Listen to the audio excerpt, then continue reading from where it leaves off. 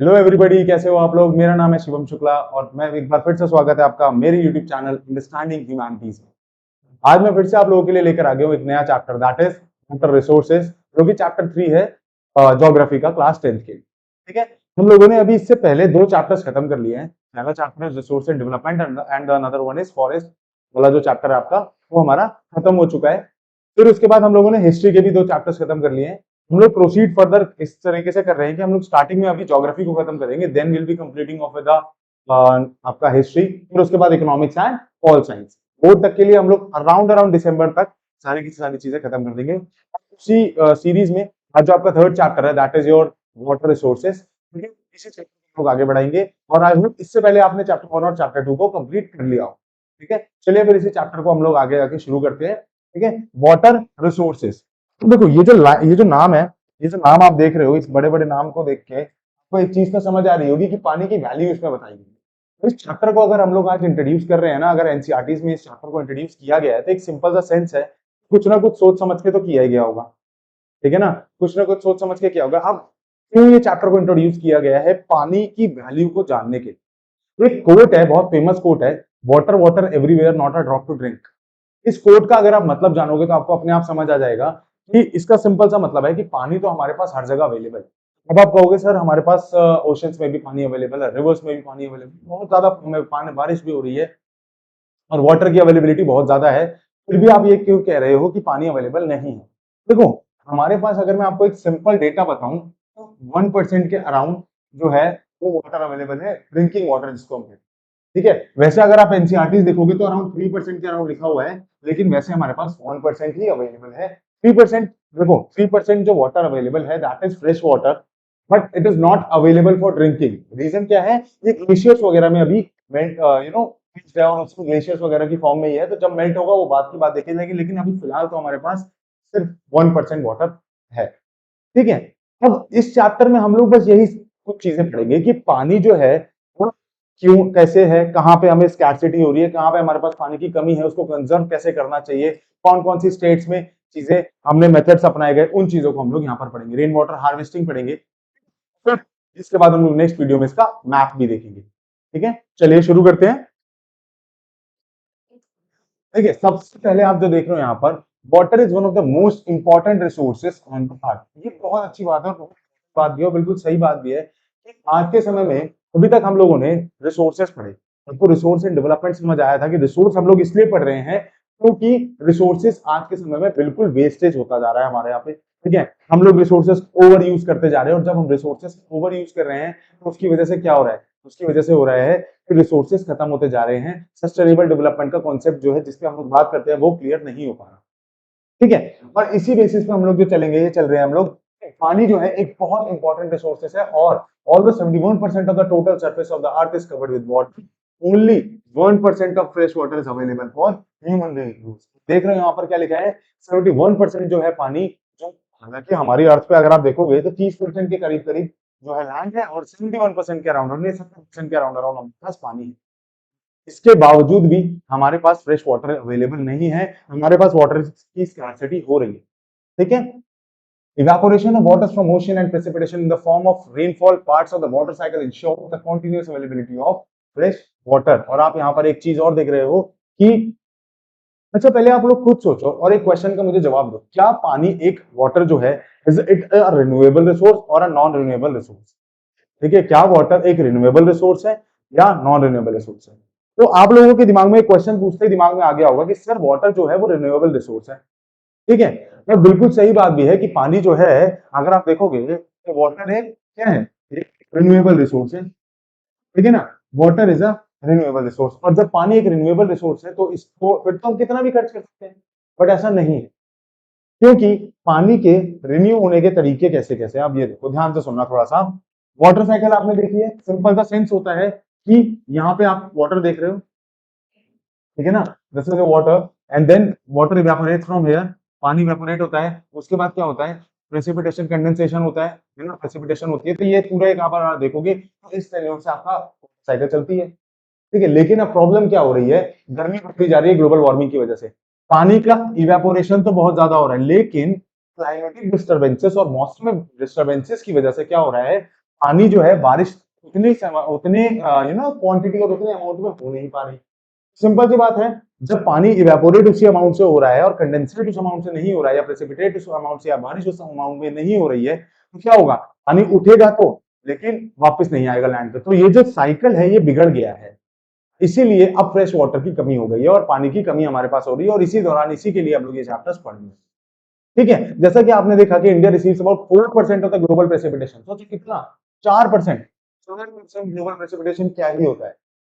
ठीक है, और रैंक कितनी है इसकी, it ranks in the 133 in the world. ठीक है, क्वेश्चन आपसे यहाँ पे दो बनेंगे।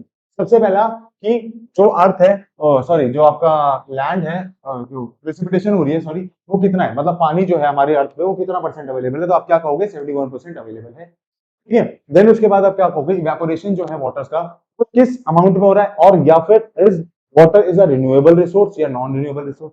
तो ऐसे छोटे मोटे क्वेश्चन भी आपके बनते रहते हैं। ठीक है, इन क्वेश्चंस को भी हम लोग यहाँ पर कवर करते हुए चलेंगे। अब क्वेश्चन आता है कि पानी की कमी क्यों है।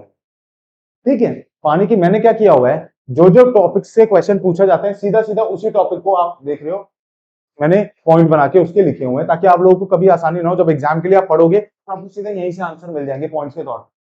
ठीक है, अब देखिए, पानी की जब कमी हो रही है हमारे यहाँ पे, तो उसके रीजन क्या है। जब हमारे पास रिन्यूएबल रिसोर्सेज में पानी भी अवेलेबल है, we have all the necessary items available for it, ठीक है, फिर भी क्यों, तो उसके कई सारे रीजन है। क्या रीजन है, सबसे पहला आप देखोगे एवरेज एंड ग्रोइंग पॉपुलेशन। अब देखो, पानी तो अगर आप देखोगे तो फ्रेश वाटर का अराउंड अराउंड 3% के अराउंड अराउंड अवेलेबल है, और 1% हमारे पास ड्रिंकिंग वाटर अवेलेबल है। लेकिन जनसंख्या तो डायरेक्ट बढ़ रही है ना, तो सिंपल सा लॉजिक है, जब जनसंख्या यानी कि पॉपुलेशन डायरेक्ट बढ़ती जा रही है, तो इसका सिंपल सा सेंस है कि पानी लिमिटेड, पॉपुलेशन बढ़ती चली जा रही है ना, तो क्या होगा, क्या होगा, फिर पानी की कमी हो जाएगी। ठीक है ना, अब एक सेब है, ठीक है, पहले उस सेब को एक ही बंदा खाता था, या दो बंदे खा लेते थे तो आपस में बांट लेते थे, लेकिन अब उस सेब खाने वाले 8 लोग हैं, तो सेब की क्वांटिटी में तो कमी आएगी ही आएगी। तो यही चीज हो रहा है। ठीक है, अब देखिए आप यहाँ पर क्या लिखा है, पहला, it has resulted in the scarcity of water resources in the country. Second, provide food resources for such a vast population, water resources are over used. याद रखना, इतने ज्यादा, इतनी ज्यादा हमें, अगर आप देखोगे, अगर हम यहाँ पे क्या देख रहे हैं कि फूड रिसोर्सेज भी तो प्रोवाइड करने पड़ रहे हैं। आज के समय में आप देखोगे खाना वगैरह या फूड, जितने भी फूड रिसोर्सेज है, उसमें कहीं ना कहीं हमें पानी की जरूरत पड़ती ही है। ठीक है, फूड रिसोर्सेज के लिए भी हमें क्या चाहिए, वास्ट पॉपुलेशन। तो आप देखो, provide food resources for such a vast population, water resources are over used. इतनी बड़ी जनसंख्या को खाना खिलाने के लिए वाटर रिसोर्सेज तो ऑटोमेटिकली यूज हो रहे हैं। तो जब वाटर रिसोर्सेज ऑटोमेटिकली यूज हो रहे हैं, तो उससे क्या हो रहा है, पानी की कमी बढ़ती जा रही है। ठीक है, सेकंड पॉइंट अगर हम देखते हैं, अच्छा आगे भी लिखा है, to irrigate agricultural fields, indiscriminate use of wells and tube wells has led to a considerable decline in the water table. Now the question arises is, what do you mean by water table? ठीक है, water table क्या होता है, देखो simple सी बात है, underground water जो होता है, धरती के अंदर जो हमारा पानी है, धरती के नीचे जो पानी है ना, उसको हम लोग वाटर टेबल कह देते हैं, या फिर उसके अंदर जो कितने सारे इन्फ्लुएंस है, इन सबको वाटर टेबल कहते हैं। ठीक है, तो अब सिंपल सा बात जानो, पहले के समय में आप याद करो, हम लोग यूज करते थे हैंड पंप। आज के समय में हैंडपंप कहाँ गए, बहुत रेयर है, कुछ ही जगहों पर आपको मिलेंगे। हैंडपंप मोस्टली जो है वो खत्म हो चुके हैं। ठीक है, अब वो हैंडपंप अगर खत्म हो चुके तो गए कहाँ, ऐसा क्या हो गया भाई जो पानी देना बंद कर दिया। सिंपल सा फंडा है, जो एक हैंडपंप होता था वो पानी कहाँ से देता था, अंडरग्राउंड वाटर से पानी लेता था। लेकिन हमारी वाटर टेबल, जहां आप सपोज ये है, इस लेवल पे था हमारा पानी, ठीक है, तो हैंडपंप को इतने लेवल पे रखा हुआ था कि यहाँ से मशीन लेगी पानी और ऊपर जाके देगी। हमने क्या किया, उस हैंडपंप से इतना पानी लिया, इतना पानी निकाला, इतना अंडरग्राउंड वाटर को यूज किया हमने कि अब पानी का लेवल हो गया कम, मशीन का लेवल वहीं का वहीं है, तो अब वो हैंडपंप सूख गए हैं। ठीक है, तो आप यहाँ पर देखो कुएं, वेल्स, अगर आप गांव वगैरह में जाओगे आपको देखोगे कि बहुत सारे कुएं ऐसे जो सूखते चले जा रहे हैं। क्यों, क्योंकि अंडरग्राउंड वाटर खत्म हो गया है। और गांव में अंडरग्राउंड वाटर एक बहुत बड़ा मेजर सोर्स रहता था ड्रिंकिंग वाटर के लिए, और क्लीन पानी रहता था, है ना। आप लोगों ने देखा होगा, आप लोग अपने गांव वगैरह अगर गए होंगे तो आप लोगों को ये चीज समझ भी आई होगी कि क्लीन वाटर रहता था वहां पर। ठीक है, चलिए, the establishment of various industries has resulted in the further. अब क्या हो रहा है, कई सारी इंडस्ट्रीज एस्टैब्लिश होती जा रही है धीरे धीरे। ठीक है, क्या हो रहा है, अब आप देखोगे कि कई सारी अलग अलग टाइप की इंडस्ट्री एस्टैब्लिश होती जा रही है। ठीक है, और जैसे अगर आप देखो, जब कोई नई इंडस्ट्री एस्टैब्लिश होती है, so what happen is they, everybody, each and every industries need a lot of ample amount of water. जब उनको एक बहुत बड़ा अमाउंट ऑफ वाटर चाहिए होता है तो उसके लिए वो लोग क्या करती है, पानी को लेती है। लेकिन प्रॉब्लम पता है क्या होती है, ये लोग अपने केमिकल वेस्टेज जो रिलीज होता है और जो वेस्ट अमाउंट जो रिलीज होता है ना एक इंडस्ट्री से, वो सारा का सारा उसी पानी में फेंक देती है, उसी रिवर में या फिर जहां से भी हो रहा है सोर्स, जो भी है सोर्स उनका जहां से। उससे क्या होता है, रिवर पोल्यूशन हो रहा है। या फिर क्या करती है, सॉइल में दबा देती है, मिट्टी के अंदर दबा देती है, उससे क्या हो रहा है, सॉइल पोल्यूशन हो रहा है। तो अब यहां पर क्या देख रहे हो, the discharge of industrial effluents has also degraded the quality of water. पानी की क्वालिटी को डिस्चार्ज ऑफ डिग्रेड इन्फ्लुएंस ने भी बढ़ाया है, ठीक है। और बहुत ज्यादा पानी की क्वालिटी खराब हो चुकी है। अगर आप यमुना नदी, दिल्ली में मैं यहाँ पर हूँ, तो आप यहाँ पर देखो, यमुना नदी में देखोगे तो बहुत बुरा हाल है, ठीक है, बहुत बुरा हाल है वहां पे। क्यों? क्योंकि यही चीज हो रही है, वहां पे इंडस्ट्रीज है, उन्होंने केमिकल वेस्ट और सारा का सारा रिलीज कर रखा है उसी पानी में। और बिल्कुल ही मरीन लाइफ वहां पे कितनी हार्म हो रही है, जो मछलियां हैं, जो फिशेस हैं, वो कितनी हार्म होती है उस दौरान, ठीक है। नेक्स्ट पॉइंट पे तो देखो, आप यहाँ पे पॉइंट्स इसको मार्क करते रहना, first, second, third, fourth, fifth, ठीक है। वाटर स्कैर्सिटी हालांकि 3 नंबर में ही आता है मोस्टली, लेकिन स्टिल हमें 5 पॉइंट दिमाग में होने चाहिए कि कभी भी बैकअप होना चाहिए ना, ठीक है। अब देखो चौथा पॉइंट क्या है, in India generation of hydro electricity on a large scale has also put pressure on the water resources. क्या होता जा रहा है ना, हमारे पास रिवर्स उतनी लिमिटेड है, we do have a limited rivers, ठीक है, we do have a limited space for them. मतलब क्या होता जा रहा है, हम उस पर क्या कर रहे हैं, हाइड्रो इलेक्ट्रिसिटी डैम्स बना रहे हैं, मल्टीपर्पज डैम्स बना रहे हैं। उससे क्या हो रहा है, पानी का काम और बढ़ गया है, पानी पे और ज्यादा प्रेशर आना शुरू हो गया। तो जब पानी पे प्रेशर आएगा तो क्या होगा, पानी की कमी होना शुरू हो जाए, ठीक है। नेक्स्ट, अर्बन सेंटर्स बढ़ गए, शहर बढ़ गए। अब देखो, पहले हम गांव में रहते थे, हमारी जरूरतें कम थी, है ना। अब खुद सोचो, पहले हम गांव में जब रहते थे हमारी जरूरतें बहुत कम थी, लेकिन जब शहरों में आना शुरू हो गए तो क्या हो रहा है, धीरे धीरे जरूरतें भी मल्टीप्लाइड होती जा रही हैं, ठीक है। और शहरों को वादे भी बहुत ज्यादा किए जाते हैं। भले गांव के लोगों को ये लोग एक बार पानी ना दे, लेकिन शहर के लोगों को दिन में 2 बार पानी दिया जाता है, ठीक है। तो जैसे जैसे अर्बन सेंटर्स मल्टीप्लाई होते जा रहे हैं, वैसे वैसे जनसंख्या बढ़ती जा रही है। और जैसे जैसे जनसंख्या बढ़ती जा रही है, वैसे वैसे क्या हो रहा है, पानी की डिमांड भी बढ़ती जा रही है, ठीक है। तो पांचवा पॉइंट आपका ये हो गया। छठा पॉइंट देखो, इन इंडिया मेनी प्लेसेस और regions may have sufficient water resources but may still suffer from water scarcity. This may be because of the deterioration in the quantity of drinking water. हम देखो कई कई जगहों पर तो आप देखोगे एम्पल ऑफ लेक्स हैं, एम्पल ऑफ रिवर्स है, but still they are facing water scarcity. क्यों? क्योंकि ड्रिंकिंग वाटर अवेलेबल नहीं है, ठीक है। ड्रिंकिंग वाटर जो है अवेलेबल नहीं है, ठीक है। चलो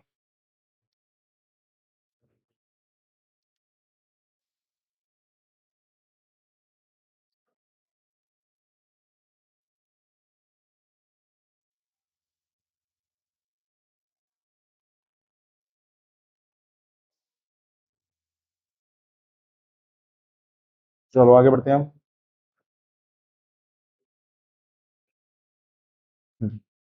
तो ड्रिंकिंग वाटर अवेलेबल नहीं है, और अगर अवेलेबल भी है ड्रिंकिंग वाटर तो उससे क्या प्रॉब्लम हो रही है, अगर अवेलेबल भी है ड्रिंकिंग वाटर तो उससे एक सबसे बड़ा प्रॉब्लम पता है क्या है, उससे सबसे बड़ा प्रॉब्लम ये है कि वो गलत गंदी क्वालिटी का बहुत, अगर आप देखो कई बार नल खोलते हैं तो उसमें भी गंदी क्वालिटी का पानी आता है ना, बहुत गंदा सा पानी आ रहा है, मटमैला सा स्मेली वाटर आ रहा है, ठीक है। तो इसीलिए आरओ वगैरह का यूज करना पड़ रहा है। तो मतलब फ्रेश वाटर तो अवेलेबल रह ही नहीं गया है, वो तो किसी तरीके से मशीनों से प्रोसेस कर करके हमारे तक पहुंचाया जा रहा है कि भाई एटलीस्ट कुछ कंज्यूम करने लायक, ठीक है। चलिए नेक्स्ट पे आते हैं। अब आ जाता है आपका एक बहुत important topic, that is multipurpose river project. Now what do you mean by multipurpose? ऐसा प्रोजेक्ट जो एक काम नहीं कई सारे काम कर पाए, that is called as multipurpose, ठीक है। एग्जांपल मैं आपको एक दे देता हूं डैम का। तो आप देखोगे अगर डैम की बात करोगे तो डैम का आप देखो तो सिंपल सी बात है, a dam is a structure, is a wall like structure that is standing on the river.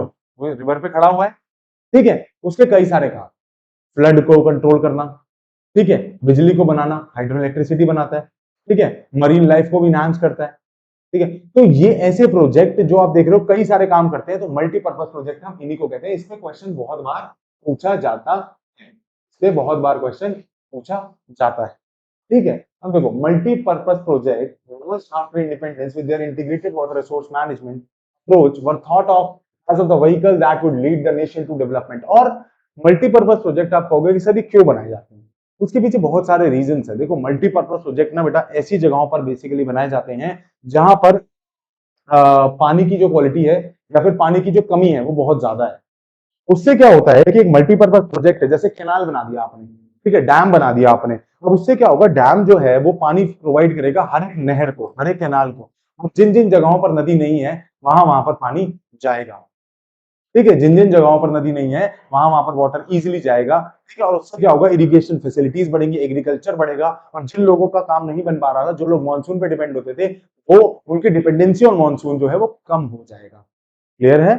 ठीक है, तो आप देखो यहाँ पर क्या लिखा है, multipurpose project launch after independence with integrated water resources management approach और thought of as a vehicle that lead the nation to development and progress overcoming the handicap of colonial past. Multi-purpose project, large dams have been the cause of many new social movements. हालांकि देखो, जब भी कोई बड़ा काम करने जाते हैं ना, तो उसका कोई ना कोई तो नुकसान होता ही है। ठीक है, अब हो क्या रहा है कि मैं आपको समझाऊंगा कि आप इतना जान लो, कई सारे सोशल मूवमेंट जैसे नर्मदा बचाओ आंदोलन, टहरी डैम आंदोलन, ठीक है, ऐसे कर करके कई सारे बड़े बड़े आंदोलन जो हैं ये हुए।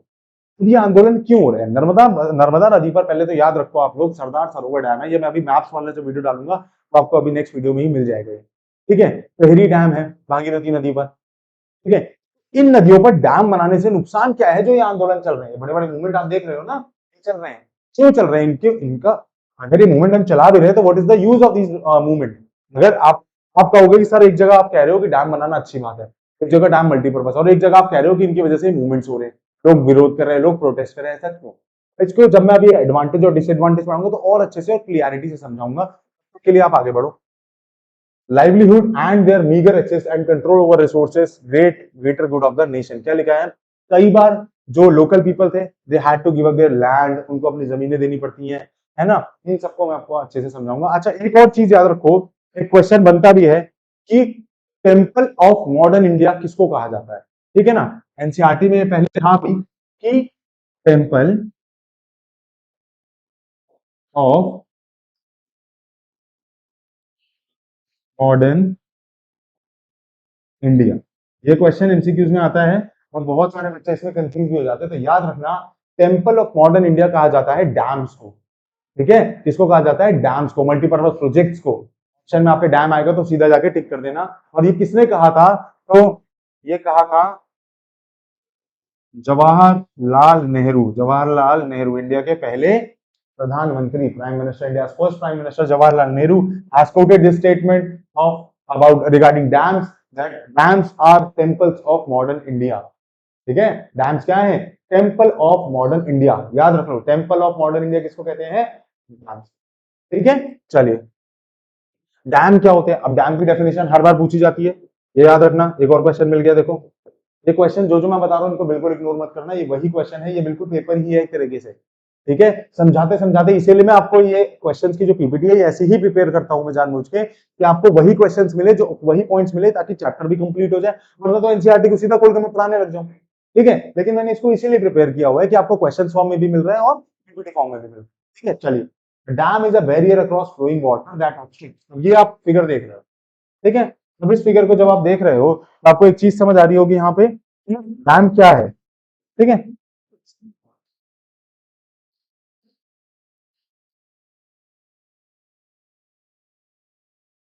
अच्छा देखो, अब इसको आप एक चीज समझ आ रही होगी, डैम क्या है, what do you mean bye dam? ठीक है, अब डैम अगर आप देखोगे तो बेटा याद रखो, हमेशा से एक नदी बह रही है, इसके बीच में एक बहुत बड़ा स्ट्रक्चर जैसा दिखा हुआ है, flowing water and obstruct direct और retard the flow, often creating a reservoir। कई बार क्या होता है कि इसमें रिजर्वॉयर भी बन जाते हैं। रिजर्वॉयर मतलब होता है इनमें पानी स्टोर भी होता है डैम्स में।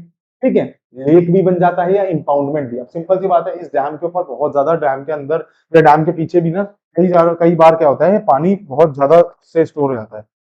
ठीक है, पानी जो है वो स्टोर हो जाता है। अब जब पानी बेटा स्टोर हो रहा है तो उससे एक फायदा हो रहा है। क्या फायदा हो रहा है? जब पानी स्टोर हो रहा है तो उससे क्या हो रहा है, वहां पे लेक्स वगैरह बन रही है। ठीक है, और वहां पे जब लेक्स बन रही है तो उससे क्या फायदा हो रहा है कि वहां पे टूरिस्ट प्लेसेस भी बनते जा रहे हैं। इसीलिए लोग क्या कर रहे हैं, इसीलिए लोग क्या कर रहे हैं, डैम्स वगैरह पे या लेक्स वगैरह पे, सिंपल सी बात है, वहां पे टूरिस्ट प्लेसेस भी बन जाते हैं, लोकल प्लेसेस भी बन जाते हैं। ठीक है, समझ में आया? एक सेकंड रुकना होता है। तो डैम आपको समझ आ गया होगा। डैम मैंने अभी आपको बताया, डैम क्या होता है, एक एक रिवर के बीच में एक प्रॉपर ऑब्स्ट्रक्शन बना हुआ, ठीक है ना, जो कि हम refers to the reservoir rather than the structure, ठीक है ना, एक रिजर्वॉयर ही है क्योंकि इसमें पानी भी स्टोर हो जाता है और ये बहुत तरीकों से काम भी करता है। आई होप आपको ये चीज समझ आ गई। Now let's move further. हम आता है मेन ऑब्जेक्टिव्स क्या है मल्टीपर्पज प्रोजेक्ट के, है ना, बहुत बहुत इंपॉर्टेंट क्वेश्चन है, ये भी एक क्वेश्चन बनता है, तो ये भी क्वेश्चन आप लोग करके जाओगे कि ऑब्जेक्टिव्स क्या होते हैं, एडवांटेजेस क्या होते हैं। पहला, जनरेशन ऑफ पावर। देखो अब डैम जो है वो जनरेशन कैसे करता है, बिजली को कैसे बनाता है, एक बहुत इंपॉर्टेंट टॉपिक, ठीक है। देखो सिंपल सी बात है, अगर हम पिछली वाली स्लाइड पे चलेंगे तो वहां से समझ आएगा कि जो डैम है उसका क्या काम होता है, ठीक है। देखो डैम का क्या काम होता है, आप उस पर देखो कि यह है आपका डैम। अब इस डैम से यहां से आप देख रहे हो ये पानी को छोड़ा जा रहा है, छोड़ा जा रहा है पानी को। इसी दौरान क्या होता है बेटा, इस डैम के नीचे यानी कि रिवर के नीचे एक टरबाइन जैसी एक चीज, एक इंस्ट्रूमेंट लगा होता है। वो जो टरबाइन होता है ना, वो घूमने का काम करता है। जैसे ही, सिंपल सा लॉजिक आपको पता है, जैसे ही पानी का प्रेशर किसी पे पड़ेगा तो ये टरबाइन क्या होगा, और तेजी से घूमेगा और तेजी से घूमेगा और तेजी से घूमेगा। तो वो टरबाइन हेल्प करता है इलेक्ट्रिसिटी को जनरेट करने में, ठीक है। तो डैम का यही काम होता है, ठीक है। अब देखो डैम का सबसे इंपॉर्टेंट काम यही होता है।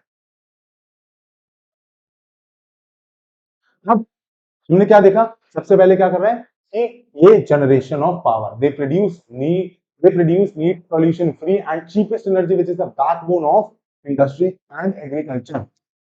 ये क्या है, एग्रीकल्चर इंडस्ट्री का एक बहुत इंपॉर्टेंट पार्ट है, ठीक है। क्यों, क्योंकि बिजली बना रहे हैं ना हम लोग पूरा का पूरा कोयले पे या कोल पे है, क्योंकि कोल एक नॉन रिन्यूएबल एनर्जी है, हम उस पर डिपेंड नहीं रह सकते।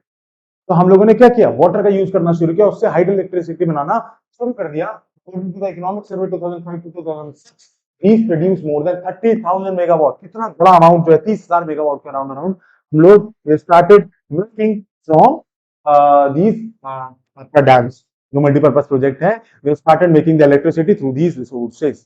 Hope that is clear to you. आगे बढ़ते हैं, फ्लड को कंट्रोल करता है। अब देखो कैसे, सिंपल सी बात है, जब मैंने आपको बताया कि एक बांध में, एक डैम में पानी को कंट्रोल करने की या पानी को स्टोर करने की क्षमता होती है। जैसे ही रिवर में पानी बढ़े, जैसे ही बारिश आ रही हो ज्यादा और रिवर में पानी बढ़े, तुरंत डैम के दरवाजे खोल दिए जाते हैं।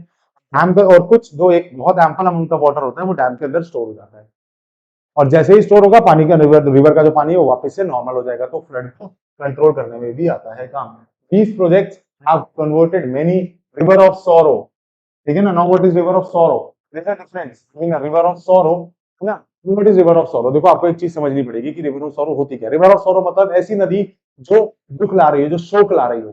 शोक मतलब ऐसी नदी जो बाढ़ ला रही है, ठीक है। जैसे दामोदर रिवर को कहते हैं रिवर ऑफ सॉरो, ठीक है, वेस्ट बंगाल की, ठीक है। कोसी रिवर को भी कहते हैं रिवर ऑफ सॉरो, बिहार की, जो वहां पे बहुत ज्यादा समय पे तक बाढ़ या फ्लड लाती है। क्लियर है, चलिए। Now what is soil conservation. Soil conservation एक बहुत इंपॉर्टेंट टॉपिक है। What do you mean by this term soil conservation. देखो क्या होता है बेटा, हमेशा से याद रखो, मैंने आपको बताया भी था चैप्टर पढ़ाते वक्त, जब फॉरेस्ट वाला या फिर हम लोगों ने आई थिंक वो वाला पढ़ा था, first chapter resource and development, soil वाला टॉपिक जब हम पढ़ रहे थे, तो ये एक प्लेन एरिया है, इसके ऊपर मिट्टी है। पानी का बहाव बहुत तेजी से अगर आएगा तो मिट्टी को बहाता हुआ ले जाएगा, लेकिन जब हम डैम उसके ऊपर बना देंगे तो पानी के बहाव को डैम क्या कर देगा, कम कर देगा या नहीं कर देगा। और जब पानी के बहाव को कम कर देगा तो क्या होगा, सॉइल का इरोड होना भी कम हो जाएगा, कम हो जाएगा ना। तो that is why we called it as soil conservation. पहला पॉइंट आपने देखा क्या हो गया, जनरेशन। दूसरा आपने देखा फ्लड कंट्रोल। तीसरा आपने देखा सॉइल कंजर्वेशन। नाउ फोर्थ क्या है, एफॉरेस्टेशन। देखो इसका क्या मतलब है, एफॉरेस्टेशन आप सबको पता होगा, पेड़ को लगाना, जंगलों को दोबारा से ग्रो करना, that is termed as afforestation. Trees are systematically planted in and around reservoirs. These help in preserving wildlife and natural ecosystem. अगर आप बात करोगे पेड़ों की तो आपको एक चीज बहुत अच्छे से समझ आएगी कि पेड़ों का जो इस्तेमाल हो रहा है वो इकोसिस्टम को रिजर्व करने में या इकोसिस्टम को प्रिजर्व करने में बहुत ज्यादा तरीके से हो रहा है, ठीक है। तो ट्रीज जो है सिस्टमैटिकली प्लांट होते हैं रिजर्वॉयर। अब एक रिजर्वॉयर बन गया, एक डैम बन गया, उसके चारों तरफ पेड़ वगैरह लगा दिए जाते हैं, एक जंगल एफॉरेस्टेशन हो जाता है, ठीक है, क्योंकि नदियां तो है ही, ठीक है। और डैम जो है वो पानी भी प्रोवाइड कर रहा है, तो अच्छा खासा एक जंगल बन जाता है, वहां पे वाइल्ड लाइफ को भी प्रिजर्वेशन मिलती है, ठीक है। तो फोर्थ पॉइंट आपका इरिगेशन हो गया। अब फिफ्थ पॉइंट देखो एफॉरेस्टेशन हो गया। सिक्स पॉइंट देखो वाटर नेविगेशन, ठीक है। वाटर नेविगेशन क्या होता है, they provide for inland water navigation through main river और canal the cheapest means of transport for heavy goods. Water navigation क्या होता है? वाटर नेविगेशन जो होता है ये चीपेस्ट मोड ऑफ ट्रांसपोर्ट है, क्योंकि पानी से वाटर बेस तो हमेशा से ही चीपेस्ट रहा है। ठीक है, इस बार life lines of national economy आपका आई थिंक कट हुआ है या नहीं हुआ है पता नहीं मुझे, वैसे कट हो गया था शायद, है ना। तो वाटर नेविगेशन जो है ये एक ऐसा पॉइंट है जिसके थ्रू ये पता चलता है कि पानी जो है एक सबसे सस्ता मोड है ट्रांसपोर्टेशन का। ठीक है, तो लैंड आपका जो जब ये बन जाती है ना आपकी डैम्स वगैरह बन जाते हैं, तो आप हमेशा से याद रखो जब ये डैम्स बनते हैं, ठीक है, तो इन डैम्स के थ्रू इनलैंड का जो वाटर करे जो नदियों का जो जो मूवमेंट होता है पानी का, ठीक है ना, जो आपका शिप्स वगैरह इन पे मूव करती हैं उनका नेविगेशन कंपैरेटिवली इजी हो, ठीक है। फिशरीज हो जाती है, क्योंकि जहां पे आप देखो जहां जहां पे बांध बनेगा, ठीक है, वहां पर क्या होगा, वहां पे सेडिमेंट्स कलेक्ट होंगे, जहां जहां पे डैम बनता है ना बेटा, जिस जगह पे डैम स्टैब्लिश हुआ है ऐसे डैम बना, उसी दौरान क्या होता है, जो मिट्टियां जो रिवर जो होती है जो मिट्टियां लेकर आती है जो सेडिमेंट्स लेकर आती है उस जगह पर डिपॉजिट कर देती है, और वहां पे रिवर जो है तो वहां पे जो फिशेस हैं वो ब्रीडिंग वगैरह करती है, तो फिशरीज का भी एक बहुत अच्छा ऑप्शन आ जाता है, टूरिस्ट सेंटर बन जाता है। आप लोग गए भी होंगे कई बार, आप लोगों ने बोला होगा जैसे किसी जो पहाड़ी एरियाज पे जाते हो, आप लोग वहां जाके देखते भी हो कि क्या वहां पे देखते हो जाके कैसे वहां पे जो एक डैम है वो सुंदरता के लिए, एक ब्यूटी के लिए, ठीक है, वहां लोग घूमने जा रहे, टूरिस्ट प्लेस बना हुआ है, कई लोगों को वहां पे जॉब्स भी मिल रही है। क्लियर है? ठीक है, चलिए आगे बढ़ते हैं।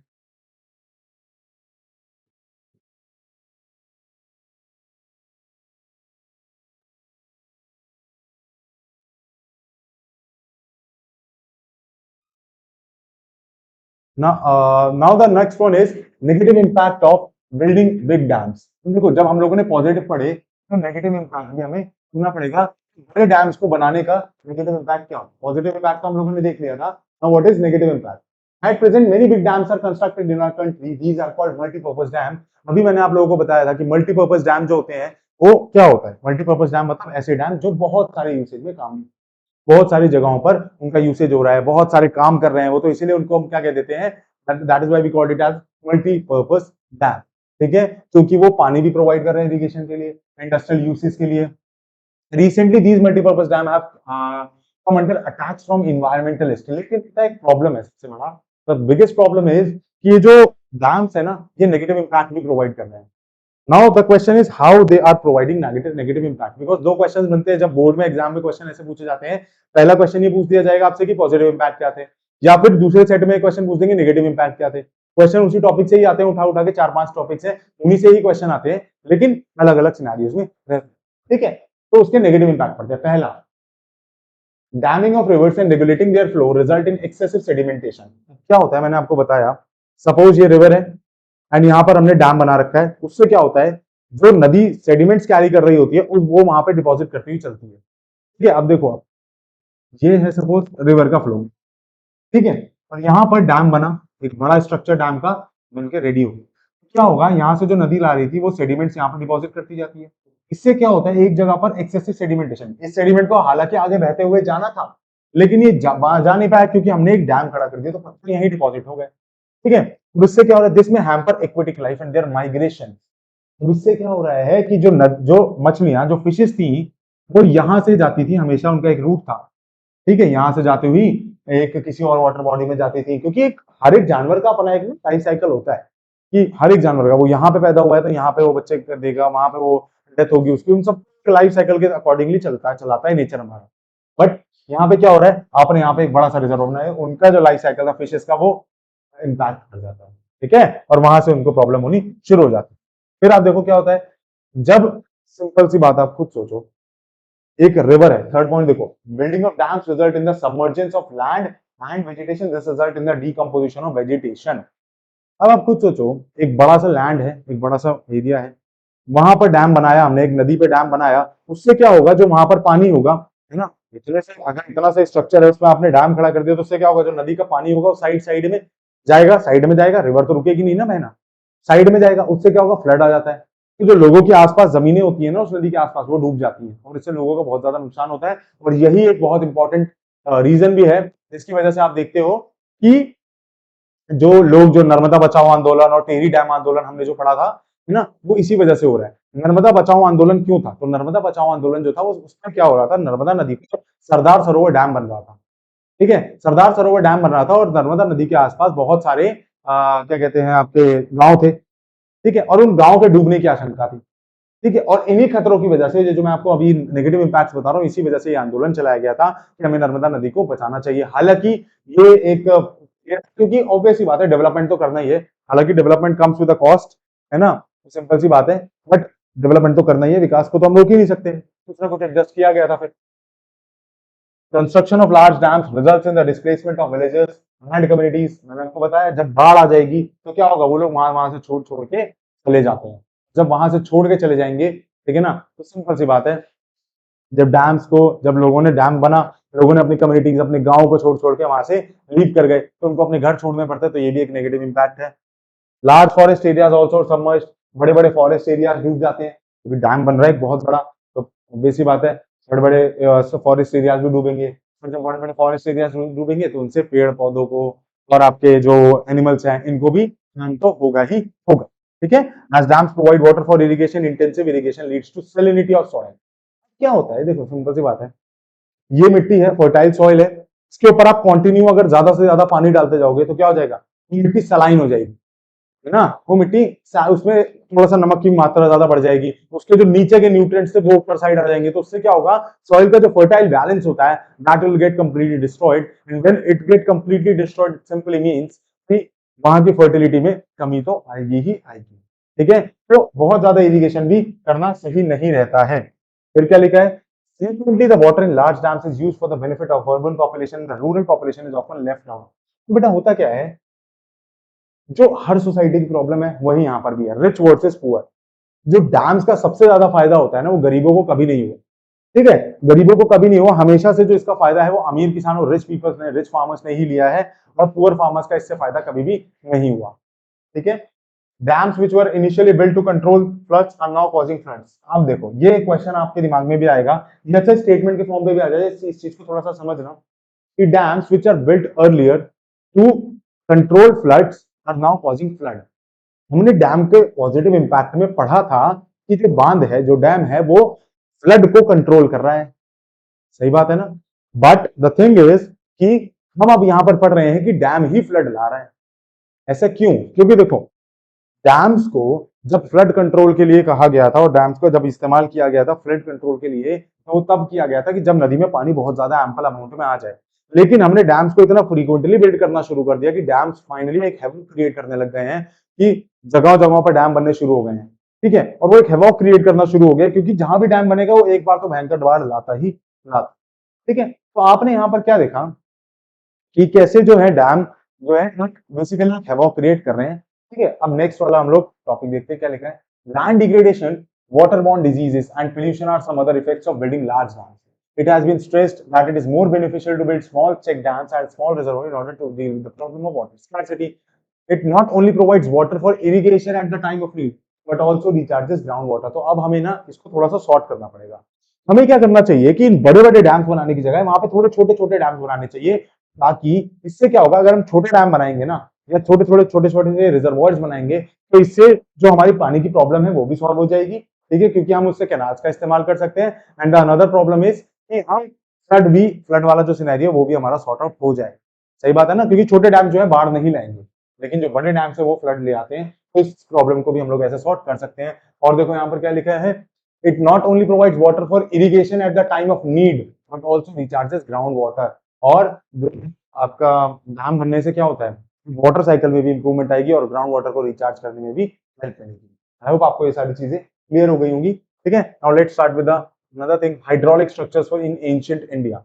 इन the first century BC Sringaverapura, देखो ये क्वेश्चन बनता है, ये क्वेश्चन बहुत इंपॉर्टेंट है, इसको भी याद रखना, ठीक है, कि हाइड्रोलिक स्ट्रक्चर जो एंशिएंट इंडिया में जो हाइड्रोलिक स्ट्रक्चर्स थे इनका क्या यूज होता है, इनका कैसे इस्तेमाल किया जाता है। तो पुराने के जमाने में ना कई सारे बड़े बड़े डैम्स का इस्तेमाल होता है, ठीक है। आप लोग कभी भी जाओगे, जैसे आमेर फोर्ट, जयपुर वगैरह में आमेर फोर्ट है, वहां जाओ, ठीक है, तो वहां पे आपको देखने को मिलेगा कि बहुत बड़े बड़े रिजर्वॉयर्स बनाए गए हैं। या फिर कभी भी चित्तौड़गढ़ का किला जाओ, या फिर कहीं भी ऐसे ऐसे बड़े बड़े जो बहुत बड़े बड़े फोर्ट रहे हैं ना, वहां पे ऐसे कई सारे हाइड्रोलिक स्ट्रक्चर्स बनाए गए थे राजाओं के द्वारा, ताकि पानी को कंजर्व किया जा सके, पानी का यूज भी किया जा सके, ठीक है। तो इसी के बारे में आज हम लोग यहाँ पर पढ़ रहे हैं कि कैसे कौन कौन से थे। तो पहली फर्स्ट सेंचुरी में इलाहाबाद के बाद, इलाहाबाद जो आप लोग देखते हो जिसको प्रयागराज बोला जाता है, ठीक है, वहां पर एक नया हार्वेस्टिंग सिस्टम बनाया गया था। ये देखो हार्वेस्टिंग सिस्टम को आप देखो तो आपको एक चीज देख के समझ आ जाएगी कि यहाँ से देखो पानी जा रहा है और यहाँ पे पानी को कलेक्ट किया जा रहा है, रेन वाटर को कलेक्ट किया जा रहा है। यानी कि पानी की इंपॉर्टेंस जो है पहले के समय में राजाओं के पास भी, किंग्स के पास भी बहुत ज्यादा अमाउंट में रहती थी। उनको ये चीज पता थी कि जो वाटर है उसका अगर हम लोग अनलिमिटेड अमाउंट में यूज करेंगे तो एक ना एक समय पानी खत्म हो जाएगा। ठीक है, तो आप लोग यहाँ पर देख रहे हो जैसे क्या लिखा है, चंद्रगुप्त मौर्य एक बहुत अच्छे राजा, मौर्य डायनेस्टी के।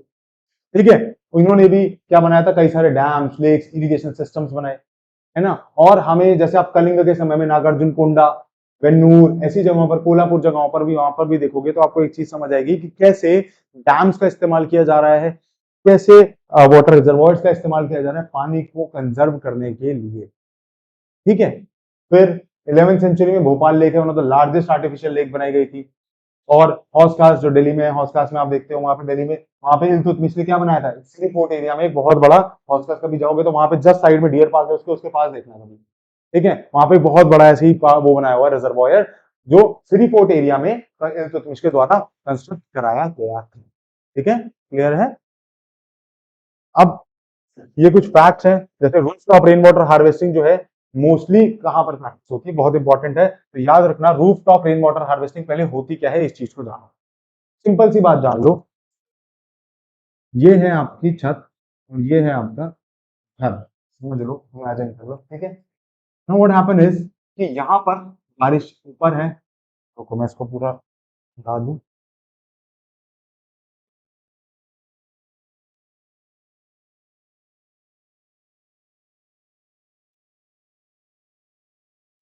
चलो देखो, रेन वाटर, अच्छा एक बार पहले ये समझो, देखो रेन वाटर हार्वेस्टिंग क्या होती है कि ये है, सपोज दिस इज ये रूफ, ठीक है, and then this is your आपका घर। ठीक है, ऊपर आपने देखा क्लाउड्स है, ठीक है, ऊपर आपने देखा क्लाउड्स है, यहाँ से हो रही है रेन।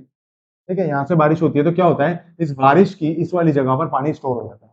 ठीक है, जो छत है यहाँ पर पानी स्टोर हो जाएगा, और ये छत है ये यहाँ पे ना एक पाइप से कनेक्ट होती है। ठीक है, पानी जब स्टोर हो जाएगा तो क्या होगा, ये वाटर जो है ये इस डायरेक्शन में बहेगा, और इस पाइप के थ्रू आते आते ये पाइप आपका कनेक्ट होता है नीचे अंडरग्राउंड टैंक से, और क्या होगा, धीरे धीरे ये पानी के थ्रू आते आते इस टैंक्स में स्टोर होता रहेगा। तो इसको हम कहते हैं रेन वाटर हार्वेस्टिंग। ऐसी जगहों पर होता है जो बारिश के पानी को बचा के उसमें इस्तेमाल भी करते हैं, जैसे राजस्थान हो गया, शिलोंग हो गया, है ना, तमिलनाडु हो गया। ठीक है ना, कुछ जगहों पर होता है, जैसे आप देखोगे चेरापूंजी और मौसिन राम, तो जो भारत में जो सबसे ज्यादा पूरे वर्ल्ड में हाईएस्ट रेनफॉल रिसीव करता है, ठीक है ना, तो वहां पर भी ये करा जाता है। ठीक है, ताकि जो पानी की, क्योंकि आप देखोगे जहां पर सबसे ज्यादा बारिश हो रही है वहां पर भी पानी का शॉर्टेज फेस किया जाता है। ठीक है, तो एक बहुत आयरनी है कि जहां पर इतनी ज्यादा बारिश हो रही है वहां पर भी वाटर का शॉर्टेज फेस किया जा रहा है, तो इसीलिए roof top rain water harvesting बहुत ज्यादा ही इंपॉर्टेंट है। Now what is a rain water harvesting, मैंने अभी आपको बताया, it is a technique of collecting and storing rain water for domestic use. ठीक है, डोमेस्टिक यूज के लिए पानी को कलेक्ट करना और स्टोर करना, that is why it is called rain water harvesting. Rain water on the rooftop is first collected using a PVC pipe, मैंने अभी बताया था। जैसे ये देखो, यहाँ पे क्या है, यहाँ पानी भरा हुआ है, ठीक है, दिख रहे हैं आपको ये डायग्राम, यहाँ पानी भरा हुआ है, और ये देखो ये वाला पाइप यहाँ से कनेक्ट होते हुए और यहाँ से गिरते हुए वो उस टैंक में जा रहा है।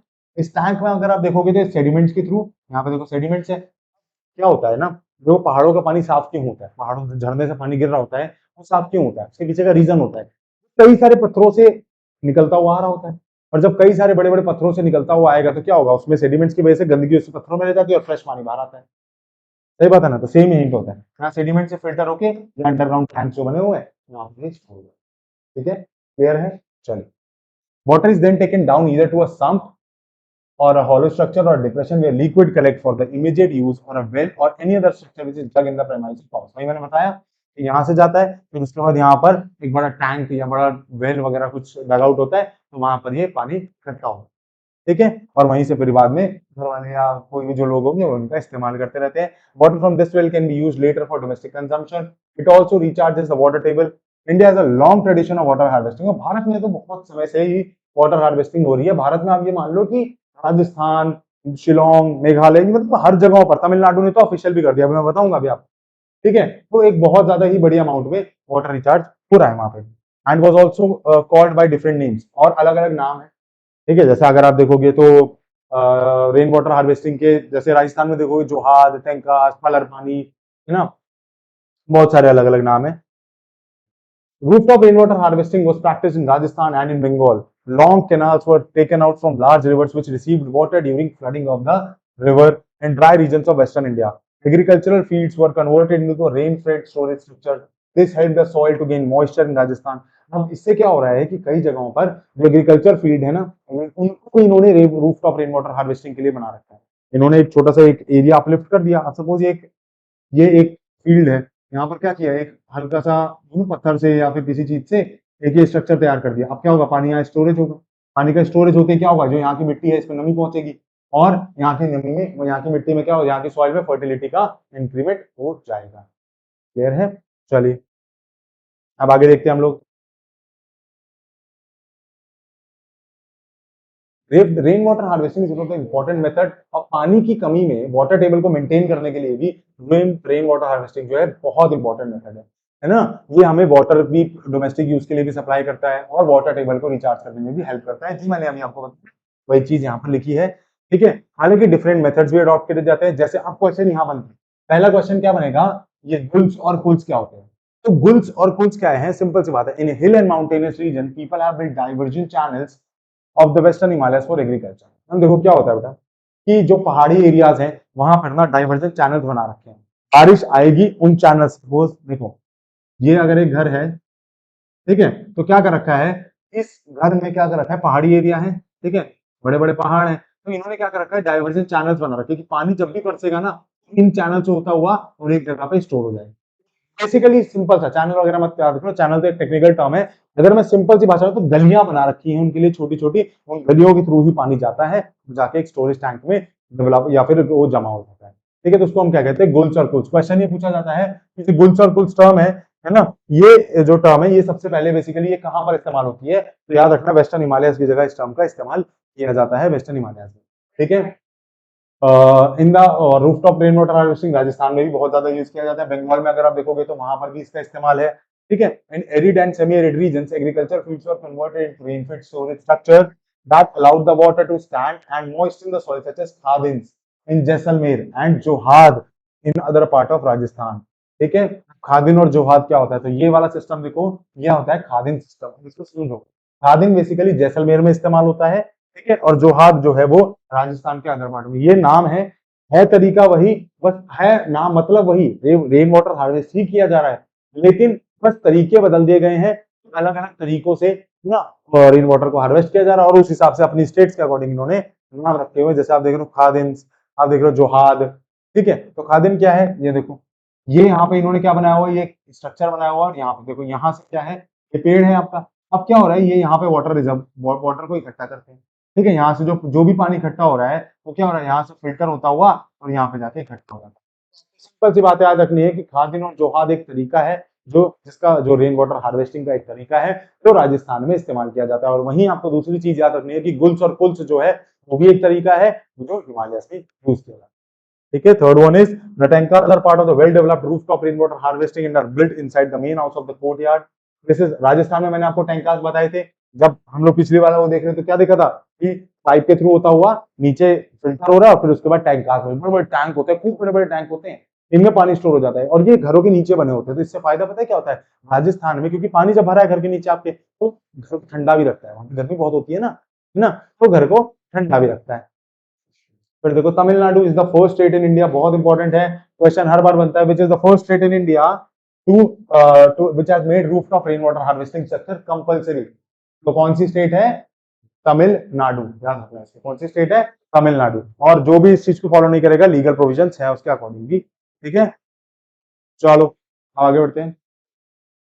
ऐसे ही मेघालय में एक बहुत अच्छा ये जो आप बैम्बू ड्रिप इरिगेशन सिस्टम देख रहे हो, ये मेघालय में इस तरीके को आप देखो मेघालय में यूज होता है। क्वेश्चन ये पूछा जाता है कि बैम्बू ड्रिप इरिगेशन कहाँ होता है। एक 200 साल पुराना एक ओल्ड सिस्टम है जो आप देख रहे हो मेघालय में इस्तेमाल किया जाता है। ठीक है ना, जिसमें आप क्या देख रहे हो कि ये देखो, ये सपोर्ट लगा हुआ है। ठीक है, हम देखो क्या हो रहा है, यहाँ से पानी आ रहा है, ठीक है, पानी ड्रॉप होता हुआ आ रहा है, ये देखो, ठीक है, और पानी ड्रॉप होता होता आ रहा है और यहाँ जाते यहाँ पे गया, फिर यहाँ गया, यहाँ गया और यहाँ से फाइनली इसको हम क्या कहते हैं, ड्रिप इरिगेशन सिस्टम। ठीक है, ड्रिप इरिगेशन सिस्टम।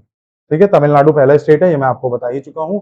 ठीक है, और ये आपका मैप है जो कि हम लोग नेक्स्ट वीडियो में इसको देखेंगे। ठीक है ना, ठीक है। तो ये वाला चैप्टर हमारा यहाँ पर देखिए एंड हो गया, एक एक पॉइंट हम लोगों ने लिया है, ठीक है। और इसकी एक चीज है, याद रखना, जितने भी मैंने क्वेश्चंस बताए इन सारे क्वेश्चंस को अच्छे से एक बार रिवीजन जरूर कर लेना आप लोग, ठीक है। नेक्स्ट वीडियोस में मैं आपके लिए मैप लेकर आ जाऊंगा, ठीक है, और इस चैप्टर को हम लोग यहीं पे एंड करेंगे, ठीक है। तब तक के लिए थैंक यू।